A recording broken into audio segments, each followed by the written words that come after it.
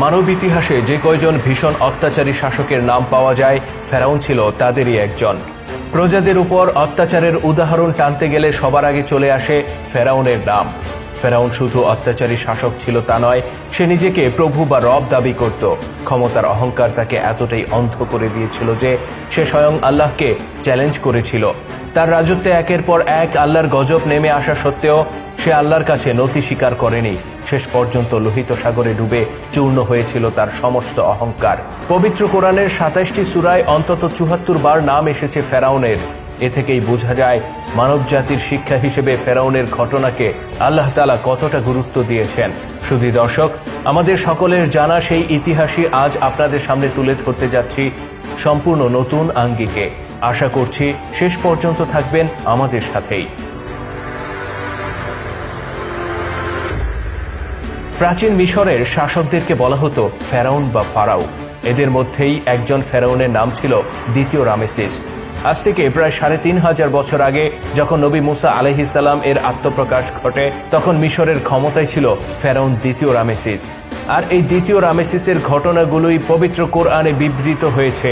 হযরত মুসা আলাইহিস সালাম ও ফেরাউন দ্বিতীয় রামেসিসের ঘটনার তাৎপর্য বুঝতে হলে আমাদেরকে ফিরে যেতে হবে কয়েকশো বছর আগে হযরত ইউসুফ আলাইহিস সালামের যুগে। হযরত ইউসুফ আলাইহিস সালামের সময় যে ফেরাউন মিশর শাসন করতেন, তিনি ছিলেন খুবই দয়ালু ও ধর্মপরায়ণ একজন শাসক। তার নাম ছিল আমেনহুতে। তিনি ছিলেন তার পূর্বপুরুষদের মতোই মূর্তি পূজারী।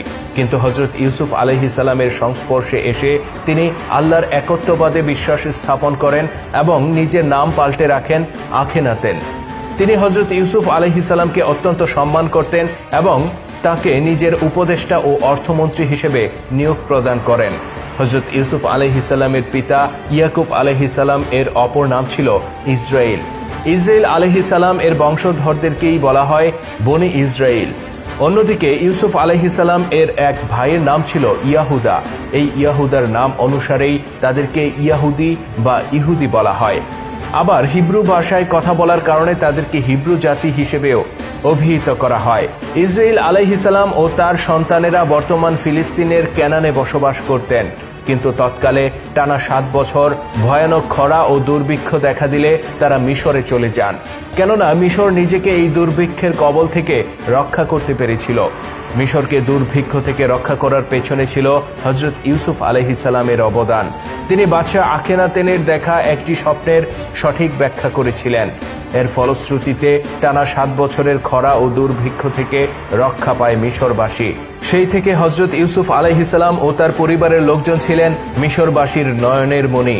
কিন্তু ফারাও আখেনাতেন ও ইউসুফ আলাইহিস সালাম এর পরবর্তী সময়ে অবস্থা বদলে যেতে শুরু করে। ধীরে ধীরে মিশরের বাদশাহ তথা ফেরাউনরা একত্ববাদী ধর্মকে ত্যাগ করে পুনরায় মূর্তি পূজারী হয়ে ওঠে। ফেরাউন আখেনাতেন ও ইউসুফ আলাইহিস সালাম এর সময়কালের প্রায় ৪০০ বছর পর জন্ম হয় ফেরাউন দ্বিতীয় রামেসিস ও হযরত মুসা আলাইহিস সালামের। এই ৪০০ বছরে সবকিছু বদলে যায়। ফেরাউন রামেসিস ছিল অত্যন্ত অহংকারী আর দুরাচারী শাসক। সে ক্ষমতার অহংকারে এতটাই অন্ধ ছিল যে সে নিজেকে আল্লাহর সমকক্ষ মনে করত। তার শাসনামলে বিশেষ করে বনি ইসরায়েলিদের উপর নেমে আসে নির্মম নির্যাতন। এর কিছু খণ্ডচিত্র আমরা তুলে ধরছি, যেখানে ইউসুফ আলাইহিস সালাম এর বদৌলতে ফারাও আখেনাতেন এর সময়ে মিশরে ইসরায়েলিদের অবস্থান ছিল অত্যন্ত সম্মানের জায়গায়। সেখানে দ্বিতীয় রামেসিস ইসরায়েলিদেরকে নিজের দাস হিসেবে ব্যবহার করতে শুরু করে। তৎকালীন মিশরে স্থাপত্য শৈলীর বিকাশ ঘটে। পিরামিডের মতো বিশাল বিশাল স্থাপনা নির্মাণ করা হয়। আর এসব স্থাপনা নির্মাণে ফেরাউন বনি ইসরায়েলিদেরকে পশুর মতো ব্যবহার করত। কারো ইচ্ছা থাকুক বা না থাকুক, ইসরায়েলি ঘরে জন্ম নিলে তাকে বাধ্যতামূলকভাবেই এসব স্থাপনা নির্মাণে শ্রমিক হিসেবে কাজ করতে হতো। আর সে কি অমানসিক পরিশ্রম! কেউ কাজ করতে না চাইলে কিংবা অধিক পরিশ্রমের কারণে ক্লান্ত হয়ে বিশ্রাম নিতে চাইলে তার পিঠে সপাত করে চাবুকের আঘাত পড়ত। বনে ইসরায়েলিদের উপর অত্যাচার করে এভাবে কাজ আদায় করে নেয়ার জন্য ছিল আলাদা বেতনভুক্ত রাজকর্মচারী। ইসরায়েলি জাতির জন্য এটা দুর্ভাগ্যের বিষয় ছিল যে তারা গোটা জাতিটাই তখন ফেরাউনের দাসে পরিণত হয়েছিল। তাদের নিজেদের ইচ্ছা শক্তি বলতে কোনো কিছুই ছিল না। এই দাসত্ব থেকে মুক্তির একমাত্র উপায় ছিল মৃত্যু। ইহুদিদের জন্য আরেকটি ভয়ানক বিষয় ছিল এই যে তাদের কোনো বাচ্চা পড়ালেখা করতে পারত না। তৎকালীন মিশর জ্ঞান বিজ্ঞানের বিভিন্ন শাখায় উন্নতি লাভ করলেও বনি ইসরায়েলিদের জন্য পড়াশোনা করা ছিল নিষিদ্ধ। কোনো ইহুদি পরিবারের সন্তান শিক্ষা গ্রহণ করছে এমনটা জানতে পারলে সেই পরিবারকে হত্যা করা হতো। ওই সময় শুধু রাজপরিবার বা রাজকর্মচারী নয়, একজন সাধারণ মিশরীয় নাগরিকও যদি বনি ইসরায়েলিদের উপর কোনো অন্যায় করত তার কোনো বিচার হতো না। ওই সময় মিশরে ইহুদি হত্যা করা ছিল অতি সাধারণ বিষয়। ইহুদি নারীদের অবস্থা ছিল আরো শোচনীয়। ইহুদি পরিবারের কোনো মেয়েকে পছন্দ হলেই রাজকর্মচারীরা তাকে তুলে নিয়ে যেতে পারত এবং নিজেদের খায়েশ মেটাতে পারত। এজন্য তাদেরকে কারো কাছে কোনো কৈফিয়ত দিতে হতো না। এক কথায় ফেরাউন দ্বিতীয় রামেসিসের যুগে ইহুদিরা দুর্দশা ও লাঞ্ছনার চূড়ান্ত পর্যায়ে পৌঁছে যায়। এই যখন অবস্থা, তখন ফেরাউনের হাত থেকে বনে ইসরায়েলি জাতিকে উদ্ধার করার জন্য আল্লাহ তাআলা পাঠালেন তার নবী হযরত মুসা আলাইহিস সালামকে। কিন্তু বিপদের বিষয় হচ্ছে মুসা আলাইহিস সালামের জন্মের কিছুকাল আগেই ফেরাউনের রাজসভার বিশ্বস্ত এক গণক তার জাদুবিদ্যার মাধ্যমে জানতে পারে শীঘ্রই এক ইহুদি সন্তান জন্ম নিচ্ছে যে ফেরাউনের ধ্বংসের কারণ হবে। সে যুগে জাদুকর ও গণকদের প্রতাপ ছিল সাংঘাতিক, আর তাদের মর্যাদাও ছিল ভীষণ। তাদের মতামত নিয়েই ফেরাউন রাজ্য শাসন করত। সেই গণক ফেরাউনকে এই বিষয়টি অবগত করলে ফেরাউন সকল ইহুদি সন্তানদেরকে হত্যা করার নির্দেশ দেয়। ঘরে ঘরে শুরু হয় ইহুদি শিশু নিধন। কিন্তু আল্লাহ তাআলা তার ভবিষ্যৎ নবীকে রক্ষা করেন অত্যন্ত কৌশলে। তিনি ওহী পাঠান মুসা আলাইহিস সালাম এর মায়ের কাছে। আল্লাহর নির্দেশে মা শিশু মুসাকে একটি ঝুড়িতে করে নীল নদের পানিতে ভাসিয়ে দেন। ঝুড়িটি ভাসতে ভাসতে ফেরাউনের রাজপ্রাসাদের কাছে এসে ভেড়ে এবং ফেরাউনের স্ত্রী শিশু মুসাকে কুড়িয়ে পান। ফেরাউনের স্ত্রী আসিয়া নিঃসন্তান হওয়ার কারণে কুড়িয়ে পাওয়া এই শিশুকে নিজের সন্তানের মতো বড় করে তোলেন। তার নাম রাখা হয় মুসা, যার আরবি অর্থ হচ্ছে যাকে পানি থেকে উদ্ধার করা হয়েছে। আর হিব্রুতে মুসা বা মুসেস শব্দের অর্থ হচ্ছে উদ্ধারকারী। এভাবেই আল্লাহর ইচ্ছায় ফেরাউনের ঘরেই বড় হতে থাকেন তার ভবিষ্যৎ বিনাশকারী হযরত মুসা আলাইহিস সালাম। সবাই তাকে রাজপুত্র হিসেবেই জানত। এমনকি মুসা আলাইহিস সালাম নিজেও জানতেন না তার আসল পরিচয়, বরং নিজেকে ফারাও বংশের এক রাজপুত্র মনে করে নিজেকে সেভাবেই প্রস্তুত করে তোলেন তিনি। প্রাপ্তবয়স্ক হওয়ার পর মুসা আলাইহিস সালাম মিশরীয় সাম্রাজ্যের সর্বশ্রেষ্ঠ যোদ্ধা হিসেবে খ্যাতি অর্জন করেন। তিনি একের পর এক রাজ্য জয় করে ফারাও সাম্রাজ্যকে অধিকতর সমৃদ্ধ করতে থাকেন। তাছাড়া একজন দয়ালু ও প্রজাবৎসল রাজপুত্র হিসেবে তিনি রাজা প্রজা নির্বিশেষে সকলের শ্রদ্ধার পাত্রে পরিণত হন। বিশেষ করে নির্যাতিত মানুষেরা তার মাঝে খুঁজে পায় নিজেদের মুক্তির ছায়া। তারা বিশ্বাস করতে থাকে মুসা আলাইহিস সালাম যদি মিশরের রাষ্ট্র ক্ষমতায় আসেন তাহলে তাদের ভাগ্য বদলে যাবে। আর এভাবেই রাজা প্রজা নির্বিশেষে সকলের শ্রদ্ধা, ভালোবাসা, বীরত্বের প্রশংসা, রাজপ্রাসাদের আরাম আয়েশ ইত্যাদি নিয়ে সময় পার হতে থাকে হযরত মুসা আলাইহিস সালামের। কিন্তু মুসা আলাইহিস সালামের এই রাজকীয় সুখ ও আধিপত্য বেশি দিন স্থায়ী হয় না। এক পর্যায়ে মুসা আলাইহিস সালাম জানতে পারেন তিনি রাজপুত্র নন, বরং এক ঘটনায় এটা প্রকাশ পেয়ে যায় যে তার জন্ম এক বনি ইসরায়েলি পরিবারে। শুধু তিনি একা নন, বিষয়টি চারদিকে জানাজানি হয়ে যায়। আর এটা জানার পর ফেরাউন অত্যন্ত ক্ষিপ্ত হয়ে পড়ে। তথাপি সে নিজেকে নিয়ন্ত্রণ করে। ইহুদি ঘরে জন্ম নিলেও মুসা আলাইহিস সালামকে সে ছোট থেকে নিজের সন্তানের মতো বড় করে তুলেছে। সে মুসা আলাইহিস সালাম কে হত্যা না করে বরং তাকে মিশর থেকে দূরে কোথাও চলে যাওয়ার নির্দেশ দেয়। অগত্যা মুসা আলাইহিস সালাম মিশর ছেড়ে বের হয়ে পড়েন। তিনি জানতেন না তার সামনে কি রয়েছে, তার কি কাজ আর কি তার জন্ম রহস্য। এভাবে তিনি 10 বছর মিশরের বাইরে অবস্থান করেন। এই সময়ে তিনি একটি বিয়ে করেন এবং তার এক পুত্র সন্তানের জন্ম হয়। মিশর ত্যাগ করার প্রায় 10 বছর পর কোনো এক রজনীতে সিনাই পর্বতে অবস্থানকালে হযরত মুসা আলাইহিস সালাম নবুয়ত লাভ করেন। পর্বতটি বর্তমান মিশরের সেন্ট ক্যাথরিন শহরে অবস্থিত এবং জাবালে মুসা বা মুসা পর্বত নামে পরিচিত। তিনি যখন নিজের পালিত ভেড়াগুলোকে খুঁজতে খুঁজতে ওই পর্বতে আরোহণ করেন। হঠাৎ অন্ধকার ভেদ করে দেখা দেয় প্রজ্বলিত আলোক শিখা, আর ভেসে আসে মহান আল্লাহ পাকের ঐশী আওয়াজ। এই ঘটনার মধ্য দিয়ে মুসা আলাইহিস সালাম এর উপর অর্পণ করা হয় নবুওয়াতের কঠিন দায়িত্ব। একই সাথে তিনি জানতে পারেন তার এই পৃথিবীতে আগমনের উদ্দেশ্য। মহান আল্লাহ তাআলা নির্দেশ দেন, হে মুসা, মিশরে ফিরে যাও আর ফেরাউনকে আমার প্রতি ঈমান আনতে বলো। আল্লাহর আদেশ পেয়ে মুসা আলাইহিস সালাম মিশরে ফিরে যান। তিনি ফেরাউনের রাজ দরবারে যান এবং তাকে আল্লাহর প্রতি ঈমান আনতে বলেন। মুসা আলাইহিস সালামের কথা শুনে ফেরাউন হেসে দেয়। সে বলে, এক ইহুদি দাস আমাকে বলছে তার প্রভুর প্রতি ঈমান আনতে। হে মুসা, তোমার প্রভু আল্লাহ যে সত্য তার প্রমাণ কি? মুসা আলাইহিস সালাম আল্লাহর নির্দেশে তার হাতে থাকা লাঠিটি নিক্ষেপ করলে তা মুহূর্তের মধ্যে সাপে পরিণত হয়। অন্যদিকে ফেরাউনের নির্দেশে তার রাজদরবারে উপস্থিত জাদুকররাও নিজেদের হাতের লাঠি নিক্ষেপ করে আর সেগুলোও সাপে পরিণত হয়। কিন্তু আশ্চর্যের বিষয় হচ্ছে মুসা আলাইহিস সালামের সাপটি অন্য সবগুলো সাপকে গিলে ফেলে। এই ঘটনায় জাদুকররা বুঝতে পারে মুসা আলাইহিস সালাম কোনো সাধারণ ব্যক্তি নন। তারা সাথে সাথে আল্লাহর একত্ববাদের প্রতি ঈমান আনে। এতে ফেরাউন অত্যন্ত রেগে যায় এবং জাদুকরদেরকে কারাগারে পাঠানোর নির্দেশ দেয়।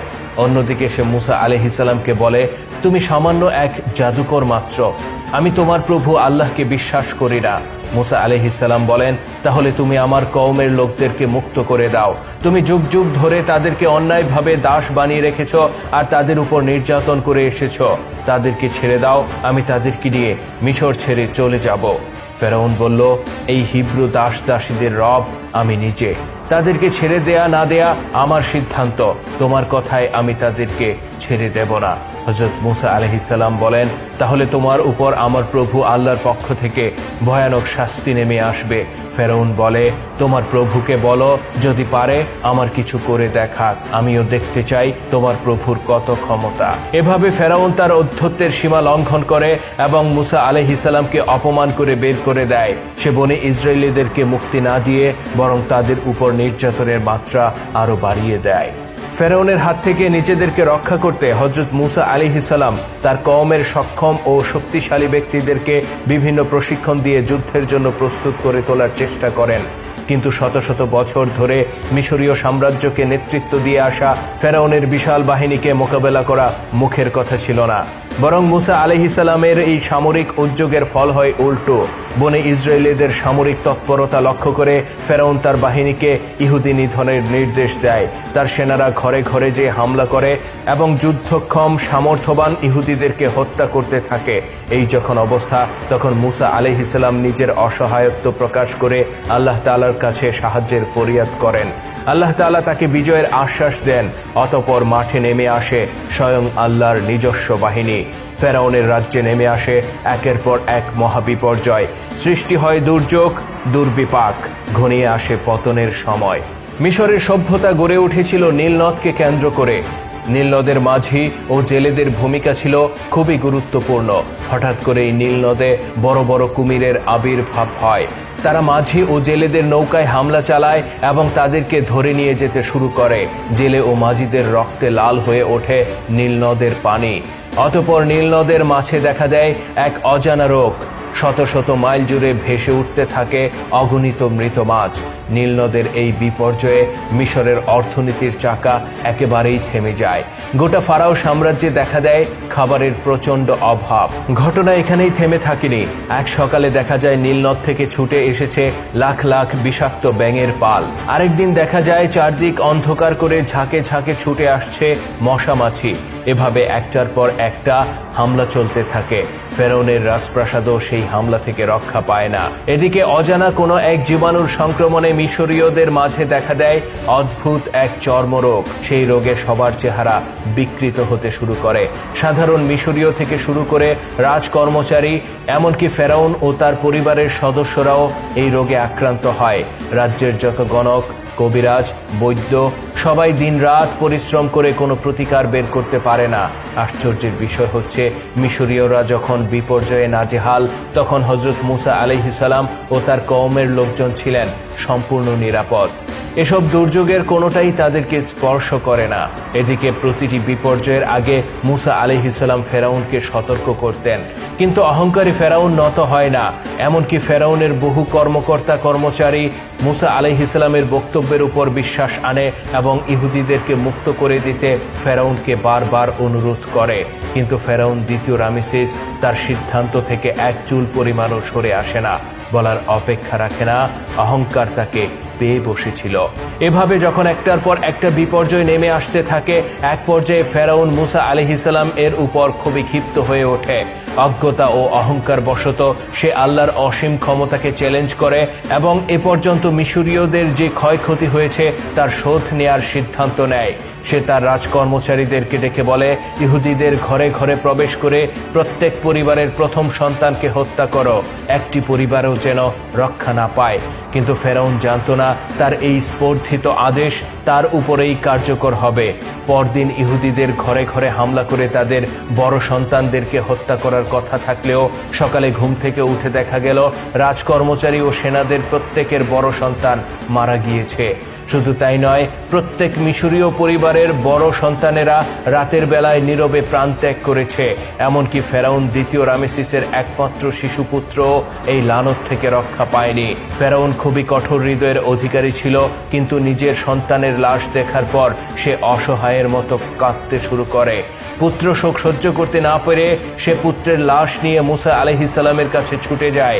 সে আল্লাহর নবীকে জিজ্ঞেস করে, এটা কি তোমার একত্ববাদী প্রভুর কাজ? মুসা আলাইহিস সালাম বলেন, হ্যাঁ, এটা তিনিই ঘটিয়েছেন, আর এর জন্য তুমি নিজেই দায়ী।